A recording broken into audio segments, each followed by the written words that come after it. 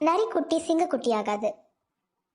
ஒரு பெரிய கானகத்தில் ஆண் சிங்கம் ஒன்றும் ஒரு பெண் சிங்கம் ஒன்றும் சேர்ந்து வாழ்ந்து வந்தன. எப்பொழுதும் இரண்டும் இணையாகவே சென்று வேட்டையாடி சாப்பிட்டு வந்தன. அந்த சிங்க தம்பதியருக்கு 2 குட்டிகள் பிறந்தன.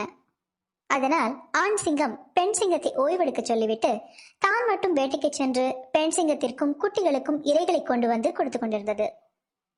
ஒரு நாள் ஆண் சிங்கத்துக்கு ஒரே ஒரு நரிக்குட்டி மட்டும்தான் கிடைத்தது. அது அந்த நரிக்குட்டியை கொண்டு வந்து பெண் சிங்கத்திடம் கொடுத்தது. பெண் சிங்கம் நரிக்குட்டியின் மீது இறக்கப்பட்டு உண்ணாமல் தன் சிங்கக்குட்டிகளோடு இணைந்து வளர்த்து வந்தது. நன்றாக வளர்ந்த அந்த 3 குட்டிகளும் ஒரு நாள் காட்டிற்குள் வேட்டையாடச் சென்றன. வழியில் ஒரு பெரிய யானையை பார்த்ததும் நரிக்குட்டி பயந்து விட்டது. அது அங்கிருந்து ஓடியது. அதனை பார்த்த 2 சிங்கக்குட்டிகளும் அதன் பின்னாலேயே ஓடி வந்து குகைக்குள் ஒளிந்து கொண்டது. இதனை பார்த்த பெண் சிங்கம் நடந்ததை தன் குட்டிகளிடம் விசாரித்தது. யானையை பார்த்து இவன் பயந்து விட்டான், அதனால் நாங்களும் என் பின்னாலேயே வந்துவிட்டோம் என்று கூறின. பின்னர் சிங்கக்குட்டிகள் 2ம் நரியை பார்த்து ஏளனமாக சிரித்தன. உடனே நரிக்கு கோபம் வந்து விட்டது.